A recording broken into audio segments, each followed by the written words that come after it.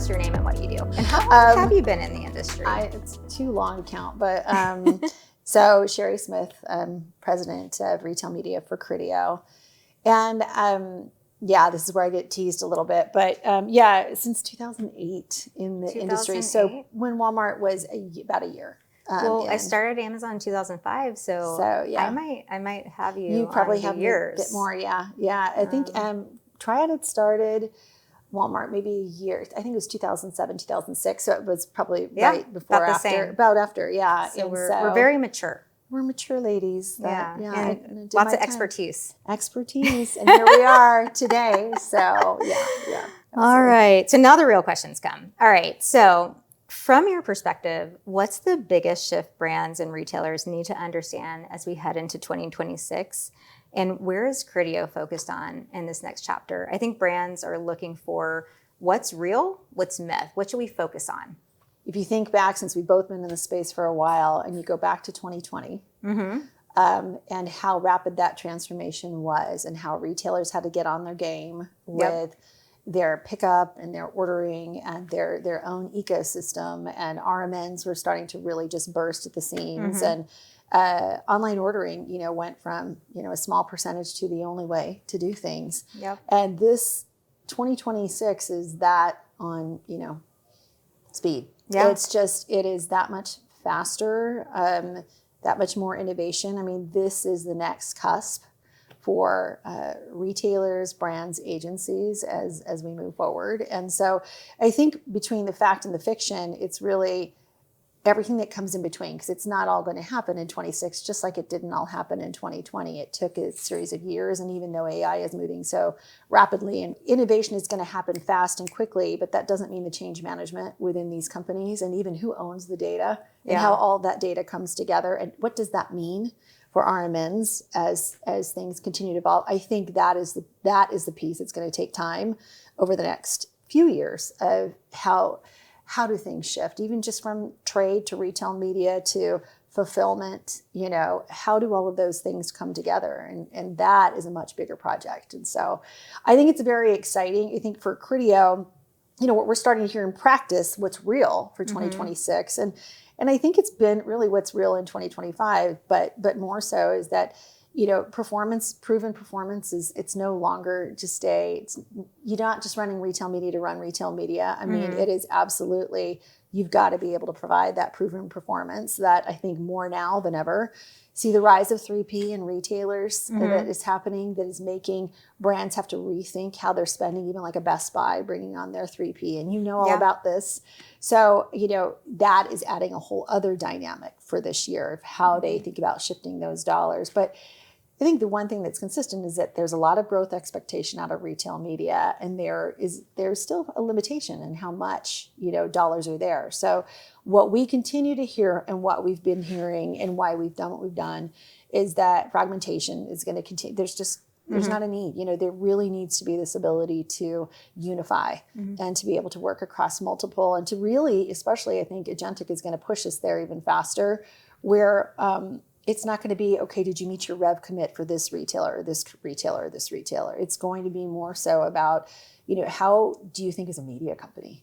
And I think brands are going to demand that. I think agency partners, you think about agency partners, they're all doing their own thing with data. And so, there's a lot of conversation about data, where that sits. So it's exciting to hear all the conversations that are happening. For us, we are very focused on a unified ecosystem, unified measurement.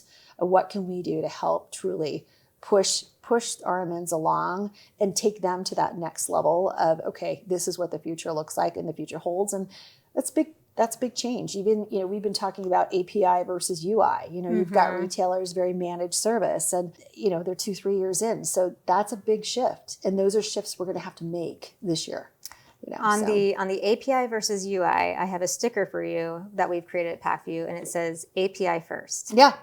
that is I mean, that is what we're exactly. But there are trade-offs in that, especially for you've got to continue to grow, and so there's going to have to be some, I'm sure in some ways, a little bit of short-term pain in terms of again, how do you change in that process, and how do you think about how you changed your managed service for your your campaigns that you're running, because still so much of it still today is trade. Yeah. And you're running it with multiple other forms of media, not just sponsored products or display or whatever it might be. So I love your analogy of COVID, that we're in a cycle again. And so brands can look back to what they learned to apply here.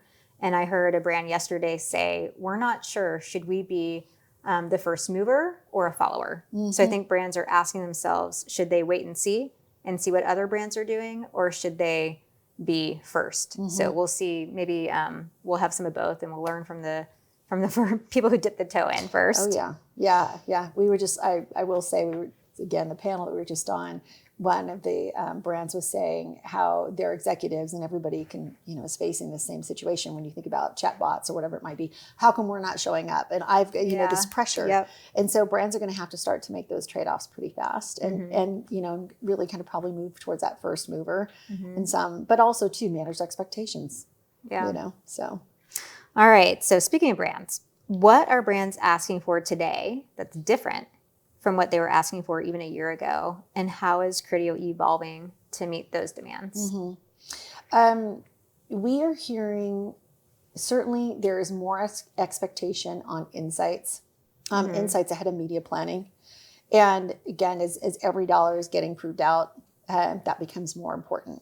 And so I think like most, we're moving very quickly towards more of the agentic. What type of insights can we provide quickly to inform the media buying process? Measurement as well. I mean, measurement continues to be a topic, but I think for us, it's who are the right partners that we can bring in, and how do we partner effectively? And this again goes back to an API first strategy of being able to provide that right measurement more quickly. And again, I think brands are, again, you go back to trade and you're waiting, 4 and 5 months for everything to come to fruition. We don't have that time in this new world. And so that is where we want to be very flexible in that aspect as well. And then I think also too, being able to look at data and sync data, blend data. I heard a lot today about, how the walls are coming down in terms of this is my data. It's like, it's realized that in order for us to truly be able to push this forward, there's got to be a blend and, brands and agencies and retailers working together. Okay, retailers listening to this, the walls are coming down, which is something I like to hear. So now, again, speaking about retailers, you work with a lot of them. How many retailers do you work with? Over 200. Yeah. Over 200. Yeah. Okay. So what are the top strategic priorities retailers should be investing in now to strengthen their retail media ecosystems and deliver strong outcomes? And I think that data is probably going to be maybe the first word out of your mouth, but it's one of them. I think, it's not an all or nothing. So I think it is important to think about the blend of more of organic data versus ads, and how those two things can come together. And truly we can push towards that personalization that customer expects. Again, just speaking to another client, they were talking about the fact that because of where the world is moving, it's an expectation that you know me. You can't, even if you're more archaic in your data, you need to be able to know me. You need to be able to serve up and make sure that, you're not sending me, or I'm not seeing the same exact thing that every other person sees. And so I think that as retailers are looking at their own, data, but also to even their UI experience with working with their UI, UE teams, it'll be interesting to see where the org evolves, because it kind of sits with everyone. Yeah. And so as you think about both on-site, off-site, and data as a whole, how does that shift forward? We're trying to help retailers through that process, and also to, again, that is where we provide more of that technology that helps to unify everything for these retailers. But at the same point in time, a lot of that decisioning has to happen for those retailers. You can provide the tools, but you also too have to have the ability and the capability to move that forward. And you think about retailers with all the data that they do have, whether you've got all of the loyalty, you've got everything that's happening on site, what's happening in store. How do you bring all of those things together? How do you partner with those brands to bring all that together? I think that the third area too, and again, listening to this earlier, retailers are going to have to really think through their fulfillment strategy and how do they ensure that they've got the right products available as, available, but also to not selling out as, chat GPT comes to arise, just like with social, a social TikTok can influence something and then all of a sudden a brand is completely, sold through on a retailer. So how are they thinking about their fulfillment in this new world? So a lot of things. It's exciting. I mean, it is exciting. And I think what I'm hearing more of that's a big change is that you're seeing C-level brands have these types of conversations, and it's not just sitting more at like the media planning level. It is all the way up. And I think, brands, I think I went to retailers first a little bit, but I think brands themselves are going to have to think about how they structure, the planning can't be happening across different various elements, but more cohesive. So I think we'll see that come together as well. All right, so let's talk about, as you experiment with AI-powered solutions on your platform and beyond, what early signals are you seeing about what brands will embrace in 2026? It's kind of like what generative AI is actually going to be adopted versus not. What is going to be myth versus reality? Well, I think, some of the early that's already happening is creative. I mean, we're going to see continued, trust and willingness to trust AI, through the process from a creative standpoint. I think brands are leaning into that. And I think because it's really more commonplace, it's not like just innovation. So, but with that has to come trust. And so I think we'll see, the dip in there. I already talked a bit about insights. And so I think you're going to see more informed decision-making and more transparency, not less. Just like it's no longer just my data. I think that it cannot be a black box in terms of how things are executing and proving out. And so I think brands are going to demand that. I would say, from a Criteo standpoint, again, that is where for us, I think just like any good company, and I think it's not just Criteo, it's any of our partners. It's really looking at what were our plans for 2026 and what needs to be altered a bit because this is moving so quickly. Yeah. And so that is what I strongly encourage. That's what I'm encouraging my team is we already have our 2026 roadmap. We already have our planning in place.